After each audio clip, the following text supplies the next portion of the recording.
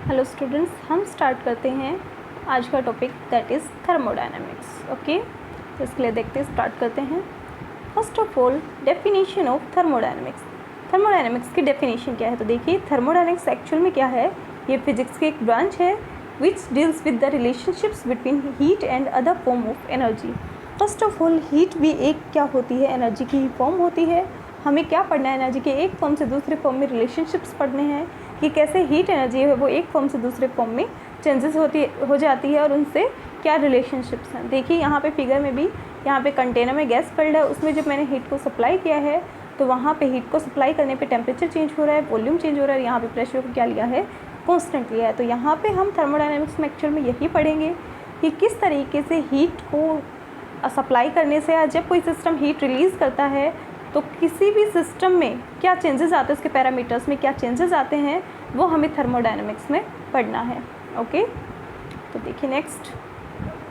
तो यहाँ पे जब थर्मोडायनेमिक्स पढ़ते हैं तो फर्स्ट टर्म हमारे पास आती है थर्मल इक्विलिब्रियम।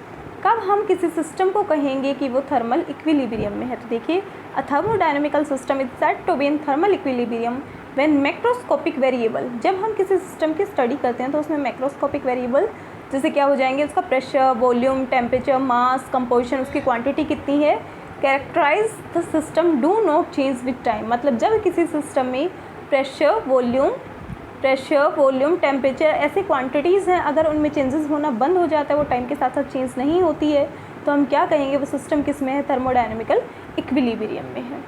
ठीक है, देखिए एग्जाम्पल के लिए, जैसे मैंने यहाँ पे दो सिस्टम कंसिडर किए। एक सिस्टम है 0 डिग्री सेल्सियस पे, एक सिस्टम है 100 डिग्री सेल्सियस पे। इन दोनों को मैंने क्या कर दिया? एक दूसरे के साथ कनेक्ट करके रख दिया इस तरीके से। ठीक है, तो यहाँ पे क्या होने लगेगा? हीट का फ्लो होने लगेगा। हीट है वो हॉटर बॉडी से किसकी तरफ जाने लगेगी? कोल्डर बॉडी की तरफ। और तब तक हीट एनर्जी फ्लो करती रहेगी जब तक दोनों का टेम्परेचर है वो क्या नहीं हो जाता? सेम नहीं हो जाता। तो कुछ टाइम बाद हम देखेंगे दोनों का टेम्परेचर क्या हो गया है? सेम हो गया है। और उसके बाद हम देखेंगे कि हमें टेम्परेचर है उसमें चेंज देखने को नहीं मिल रहा है, टेम्परेचर 50-50 हो गया है। उसके बाद हम देखेंगे तो हमें टेम्परेचर में चेंज देखने को नहीं मिलेगा, मतलब टेम्परेचर क्या हो गया है? कांस्टेंट। तो यहाँ पे हम कह सकते हैं कि यहाँ पे दोनों बॉडीज़ क्या है? थर्मल इक्विलिब्रियम में है, क्योंकि अब इनका टेम्परेचर क्या है? कांस्टेंट है। ठीक है, तो किसी भी बॉडी को अगर हमें थर्मल इक्विलिब्रियम में देखना है, इट्स मीन उनका टेम्परेचर क्या होना चाहिए? सेम होना चाहिए, क्योंकि अगर उनका टेम्परेचर सेम नहीं होगा तो हमेशा हीट एनर्जी फ्लो करती रहेगी, हमेशा कैसे? हाइयर टेम्परेचर से लोअर टेम्परेचर की तरफ, मतलब हॉटर बॉडी से किसकी तरफ? कोल्डर बॉडी की तरफ। ओके, तो अगर किसी बॉडी को थर्मल इक्विलिब्रियम, हम चाहते हैं कोई सिस्टम है वो थर्मल इक्विलिब्रियम में रहे, तो उसके लिए बॉडी क्या होनी चाहिए? तो उसके लिए हमेशा दोनों बॉडीज़ का टेम्परेचर क्या होना चाहिए? सेम होना चाहिए, टेम्परेचर कांस्टेंट रहना चाहिए। नेक्स्ट, उसके बाद आता है जीरोथ लॉ ऑफ थर्मोडायनेमिक्स, कि थर्मोडायनेमिक्स में जीरोथ लॉ ऑफ थर्मोडायनेमिक्स क्या है। तो इसमें देखिए, इसको समझने के लिए आप इस फिगर को देखिए, उसके बाद आप इस थ्योरी को पढ़ेंगे तो आपको समझ में आ जाएगा। तो यहाँ पे मैंने यहाँ पे 3 बॉडीज़ ली हैं, ए, बी एंड सी। ए और बी को मैंने सेपरेट किया है विद द एडियाबैटिक वॉल, और ए और सी और बी और सी को मैंने सेपरेट किया है बाय डायथर्मिक वॉल। ठीक है, तो एडियाबैटिक वॉल वो वॉल होती है जिसमें हीट एनर्जी का फ्लो नहीं हो सकता, जिसके अंदर हीट एनर्जी का फ्लो कितना होता है? 0। मतलब ए बॉडी से बी बॉडी के अंदर हीट है वो ट्रांसफ़र नहीं कर सकती है। और डायथर्मिक वॉल का मतलब है कि इन दोनों के बीच में, ए और सी के बीच में और बी और सी के बीच में क्या रहेगा? हीट एनर्जी का फ्लो होता रहेगा। ठीक है, डायथर्मिक वॉल हीट एनर्जी की फ़्लो को अलाउ करती है। तो यहाँ पे क्या होगा? ए और सी दोनों के टेम्परेचर डिफरेंट है, अलग अलग बॉडीज़ हैं, तो डायथर्मिक वॉल होने की वजह से ए और सी के बीच में क्या होता रहेगा? हीट एनर्जी का फ्लो होता रहेगा। सिमिलरली बी और सी के बीच में भी हीट एनर्जी का फ्लो होता रहेगा। कब तक होता रहेगा? जब तक ए और सी बॉडी का क्या नहीं हो जाता? टेम्परेचर सेम नहीं हो जाता। वैसे ही बी और सी का टेम्परेचर क्या नहीं हो जाता? सेम नहीं हो जाता।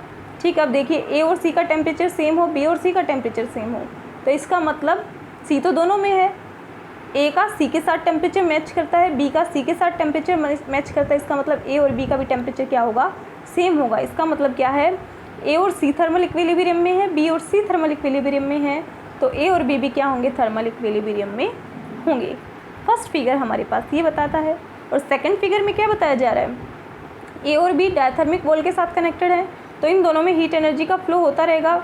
अगर इन दोनों में हीट एनर्जी का फ्लो होगा तो ए और बी का टेम्परेचर क्या हो जाएगा? सेम हो जाएगा। लेकिन ए और सी और बी और सी दोनों किस वॉल से कनेक्टेड हैं? एडियाबैटिक वॉल से। इसका मतलब ना तो ए से सी के बीच में हीट जा सकती है, ना ही बी से सी के बीच में हीट जा सकती है। इसका मतलब इन दोनों के बीच में हीट ट्रांसफ़र नहीं होगी। तो ए, बी और सी क्या नहीं होंगे? ए ना तो सी के साथ थर्मल इक्विलिब्रियम में रहेगा, ना बी सी के साथ थर्मल इक्विलिब्रियम में रहेगा। केवल क्या होंगे? ए और बी क्या होंगे? थर्मल इक्विलिब्रियम में रहेंगे। और यहाँ से ये चीज़ नोट करने की है कि इन सब चीज़ों के इक्विलिब्रियम चेक करना है तो हमें क्या देखना पड़ता है? कौन सी क्वांटिटी को चेक कर रहे हैं हम? वो है टेम्परेचर। ठीक है, तो यहाँ पे यही बताया गया है कि हमारे पास दो सिस्टम हो ए और बी, और अगर हम उनको थर्मल इक्विलिब्रियम से सेपरेट करें और तीसरी बॉडी सी हो तो ए और बी भी क्या होंगे? Thermal equilibrium. मतलब ए और सी भी थर्मल इक्विलिब्रियम में है, बी और सी भी थर्मल इक्विलिब्रियम में है, तो ए और बी भी क्या होंगे? थर्मल इक्विलिब्रियम में होंगे। ठीक है, फर्स्ट फिगर से हम इस लॉ को क्या कर सकते हैं? समझ सकते हैं। ओके, नेक्स्ट देखिए, नेक्स्ट हमारे पास आता है heat and thermal energy. Heat and thermal energy क्या है? तो फर्स्ट ऑफ ऑल हीट, हम इतनी देर से हीट के बारे में पढ़ रहे हैं। हीट एक तरीके से एनर्जी की फॉर्म होती है जो हमेशा फ्लो करती है हायर टेम्परेचर से लोअर टेम्परेचर की तरफ, मतलब हॉट बॉडी से किसकी तरफ हमेशा फ्लो करती रहेगी? कोल्ड बॉडी की तरफ। और तब तक फ्लो करती रहेगी जब तक दोनों बॉडीज़ का टेम्परेचर क्या नहीं हो जाता? सेम नहीं हो जाता। तब तक हीट एनर्जी क्या करती रहेगी? फ्लो करती रहेगी। नेक्स्ट टर्म हमारे पास आएगी इंटरनल एनर्जी।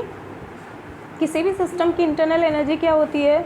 उसकी total energy possessed due to the molecular motion and molecular configuration. जैसे हमारे पास ये कोई सिस्टम है, इस सिस्टम के हमारे पास ये मॉलिक्यूल्स हैं, तो इन मॉलिक्यूल्स की जो पोटेंशियल, मतलब ये अभी अपनी कॉन्फ़िगरेशन, ये इनकी जो पोजीशन है, इनकी पोजीशन, इनकी कॉन्फ़िगरेशन की वजह से जो इनकी एनर्जी है और इनकी मोशन की वजह से जो एनर्जी होगी, उन दोनों एनर्जीज़ का सम होगा क्या?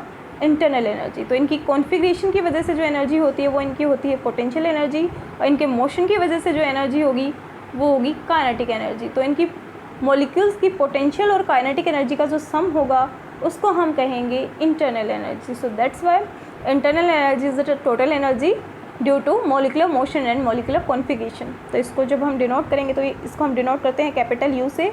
तो यू इज़ इक्वल टू होगा यू के, that is kinetic energy, plus U P, that is potential energy. Kinetic energy due to the molecular motion and UP potential energy that is due to the molecular configuration. Okay, next ways to change internal energy. अब हम किसी system की internal energy को किस तरीके से change कर सकते हैं? मतलब हम सिस्टम की मॉलिक्यूल्स की इंटरनल एनर्जी को चेंज करने किस तरीके से चेंज कर सकते हैं? तो दो तरीके होते हैं। देखिए, फर्स्ट, अगर किसी सिस्टम में when the heat flows from hot body to a gas, ये गैस है, इसके अंदर ये मॉलिक्यूल्स हैं, इनकी कुछ इंटरनल एनर्जी थी।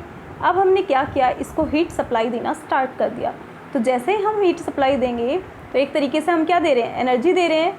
वो एनर्जी किसे मिलेगी? मॉलिक्यूल्स को मिलेगी, और मॉलिक्यूल्स को मिलेगी तो वो उस एनर्जी के मिलने से क्या करना स्टार्ट कर देंगे?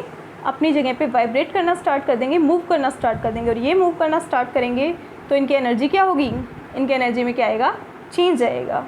और इसके एनर्जी में चेंज आएगा, और वो कौन सी एनर्जी चेंज? मॉलिक्यूल्स की एनर्जी चेंज हो रही है। इट्स मीन वो कौन सी एनर्जी चेंज हो रही है? Internal energy. तो फर्स्ट वे ये है, by supplying the heat. Next one, when work is done by the gas so internal energy of the gas decreases. अगर कोई गैस कोई वर्क करती है तो उसकी वजह से उसकी इंटरनल एनर्जी क्या होगी? डिक्रीज़ होगी। देखिए, ये हमारे पास कोई सिस्टम है, इसमें ये एक पिस्टन लगा है और यहाँ पे ये क्या है? गैस मॉलिक्यूल्स हैं। अगर यहाँ पे गैस मॉलिक्यूल्स हैं, ये प्रेशर लगा के इस पिस्टन को ऊपर की तरफ उठा देते हैं, तो इसका मतलब गैस मॉलिक्यूल्स क्या कर रहे हैं? वर्क कर रहे हैं। किसके ऊपर? पिस्टन के ऊपर। तो इसका मतलब क्या है? ये अपनी एनर्जी किस में कंज्यूम कर रहे हैं? इस पिस्टन को ऊपर की तरफ उठाने में। तो इनकी एनर्जी क्या होगी? कुछ ना कुछ चेंजेस होगी, इनकी एनर्जी क्या हो जाएगी? डिक्रीज़ हो जाएगी, क्योंकि ये अपनी एनर्जी किसको सप्लाई कर रहे हैं? इस पिस्टन को ऊपर उठाने में सप्लाई कर रहे हैं। ठीक है, तो ये दो तरीके होते हैं, बाय डूइंग वर्क और by supplying heat. They are the two ways to change the internal energy. Okay, next one, thermodynamical state variable. अब हमें किसी सिस्टम के थर्मोडायनेमिकल स्टेट के बारे में स्टडी करना है तो उसके लिए हमारे पास क्या क्या वेरिएबल्स होते हैं? किसी सिस्टम की स्टडी करने के लिए जो पैरामीटर किसी सिस्टम के बारे में हम एक्सप्लेन कर रहे हैं, थर्मोडायनेमिकल सिस्टम के लिए एक्सप्लेन करने के लिए जो पैरामीटर्स रिक्वायर्ड होते हैं उसकी स्टेट को एक्सप्लेन करने के लिए, उन्हीं को हम कहते हैं थर्मोडायनेमिकल स्टेट वेरिएबल। जैसे प्रेशर कितना है सिस्टम का, वॉल्यूम कितना है, टेम्परेचर कितना है, कंपोजिशन कितना है, मास कितना है। तो ये सारी चीज़ें हमें किसी सिस्टम की पूरी इन्फॉर्मेशन देती हैं और वही क्या कहलाएंगी? Thermodynamical state variable. ये दो टाइप के होते हैं, एक्सटेंसिव और इंटेंसिव। देखिए इनको समझने के लिए, ये हमारे पास कोई एक सिस्टम है, इस सिस्टम को मान लीजिए हमने 2 पार्ट्स में डिवाइड कर दिया। तो 2 पार्ट्स में डिवाइड करने से कौन से वेरिएबल हैं जो चेंज हो जाते हैं अलग अलग पार्ट्स के लिए। जैसे 2 पार्ट्स में डिवाइड कर दिया मैंने ए और बी में, तो यहाँ पे हम देख सकते हैं 2 पार्ट्स में डिवाइड करने पे प्रेशर है वो चेंज नहीं होगा, ठीक है। टेम्परेचर है दोनों सिस्टम का, वो चेंज नहीं होगा। तो जो पैरामीटर्स किसी सिस्टम को डिवाइड करने पे चेंज नहीं होते उनको हम कहते हैं इंटेंसिव स्टेट वेरिएबल। लेकिन मास होगा, मास पहले मान लीजिए कंप्लीट सिस्टम का मास m था, अब तो क्या हो जाएगा, हाफ हाफ हो जाएगा, m/2 वॉल्यूम है वो भी हाफ हाफ हो जाएगा, ठीक है। तो जो पैरामीटर्स किसी सिस्टम को डिवाइड करने पे चेंज हो जाते हैं उनको कहते हैं एक्सटेंसिव वेरिएबल्स, और जो सिस्टम को डिवाइड करने पे जो स्टेट वेरिएबल्स हैं जो चेंज नहीं होते उनको हम कहते हैं इंटेंसिव स्टेट वेरिएबल्स। ओके, तो ये हमारे पास होते हैं thermodynamical state variable. Next one, equation of state. किसी थर्मोडायनेमिकल सिस्टम को एक्सप्लेन करने के लिए हमने अभी पढ़ा कि इनकी रिक्वायरमेंट होती है थर्मोडायनेमिकल स्टेट वेरिएबल्स की, और उनके बीच में जो रिलेशन होता है उसकी स्टेट को एक्सप्लेन करने के लिए थर्मोडायनेमिकल स्टेट वेरिएबल्स के बीच में जो रिलेशन होता है उस रिलेशन को हम कहते हैं इक्वेशन ऑफ स्टेट। और वो रिलेशन होता है PV = μRT, where P is the pressure, V is the volume, mu is the number of moles of the gas। जो भी हम गैस यूज़ करेंगे उसके अंदर कितने नंबर ऑफ मोल्स हैं, T is temperature and R is universal gas constant। और इसकी वैल्यू क्या होती है, यूनिवर्स में हम कहीं पे भी जाएंगे इसकी वैल्यू क्या रहेगी, फिक्स रहेगी। अलग अलग यूनिट्स में इसकी वैल्यू अलग अलग होती है, तो वो डिपेंड करेगा कि हम क्या यूनिट्स ले रहे हैं, प्रेशर, वॉल्यूम और टेम्परेचर की, उसके अकॉर्डिंग इसकी वैल्यू हम हर जगह अलग अलग यूज़ करते हैं, ठीक है। तो ये होगी हमारी इक्वेशन है, वो बहुत इंपॉर्टेंट है, बहुत जगह यूज़ होने वाली है। Okay, next one, thermodynamical process. Thermodynamical process क्या होती है, थर्मोडायनेमिकल प्रोसेस वो फिनोमिना होता है जब हमारे पास कोई सिस्टम है, उसकी थर्मोडायनेमिकल स्टेट है, उस स्टेट के जो पैरामीटर्स होते हैं उन पैरामीटर्स में क्या चेंजेस हो रहे हैं टाइम के साथ। अगर किसी थर्मोडायनेमिकल स्टेट में उसके पैरामीटर्स में टाइम के साथ साथ चेंजेस हो रहे हैं तो उस टाइम पे हम क्या कहेंगे, वो जो फिनोमिना है उस फिनोमिना को हम कहेंगे थर्मोडायनेमिकल प्रोसेस, ठीक है। जैसे एग्जांपल के लिए 4 प्रोसेस होती है हमारे पास। फर्स्ट ऑफ ऑल प्रोसेस होती है थर्मोडायनेमिकल सिस्टम। एक सिस्टम में चेंजेस होना, लेकिन हमारे पास उस प्रोसेस के दौरान क्या रहता है, टेम्परेचर कांस्टेंट रहता है। थर्मोडायनेमिकल प्रोसेस को हम आइसोथर्मल प्रोसेस कहेंगे, लेकिन उस प्रोसेस के दौरान क्या रहना चाहिए, टेम्परेचर कांस्टेंट रहना चाहिए, ठीक है। वो प्रोसेस होगी हमारी आइसोथर्मल। जैसे एग्जांपल के लिए मेल्टिंग, जैसे आपके पास आइस है बहुत ज़्यादा, उसको हम हीट दे रहे हैं, तो हीट देते हैं तो वो मेल्ट होना स्टार्ट कर देती है। तो मेल्ट होना जब वो स्टार्ट करती है, आइस का बहुत ज़्यादा क्वांटिटी में उसको हम मेल्ट कर रहे हैं तो वो लिक्विड में कन्वर्ट होती जाती है, लेकिन उसका जो टेम्परेचर वो उसी टेम्परेचर पे रहेगी जब तक सारी की सारी आइस किस में मेल्ट नहीं हो जाती है, लिक्विड में मेल्ट नहीं हो जाती है। तो उस दौरान उसका टेम्परेचर क्या रहेगा, कांस्टेंट रहेगा। तो उस प्रोसेस को हम कहेंगे आइसोथर्मल प्रोसेस। नेक्स्ट वन आता है एडियाबैटिक प्रोसेस।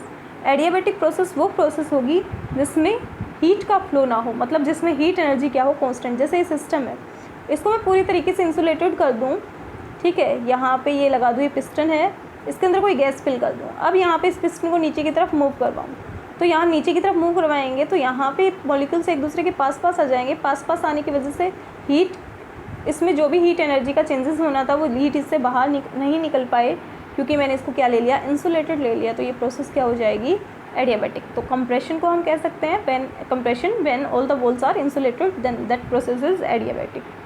आइसोबारिक प्रोसेस क्या होगी, आइसोबारिक प्रोसेस वो प्रोसेस होगी जिसमें थर्मोडायनेमिकल के स्टेट वेरिएबल्स हों, के अदर पैरामीटर्स में चेंज हो, लेकिन क्या चीज़ कांस्टेंट रहे, प्रेशर कांस्टेंट रहे, तो वो प्रोसेस रहेगी हमारी आइसोबारिक प्रोसेस। आइसोचोरिक या आइसोवॉल्यूमिक वो प्रोसेस होती है जिसके अंदर वॉल्यूम कांस्टेंट रहती है। थर्मोडायनेमिकल प्रोसेस, उसमें अदर पैरामीटर चेंज हो सकते हैं लेकिन वॉल्यूम क्या रहे, कांस्टेंट रहे, उस प्रोसेस को हम कहेंगे isochoric process. Okay, so thank you for listening. आप इनको पढ़िएगा, आपको समझ में आएंगे। Thank you.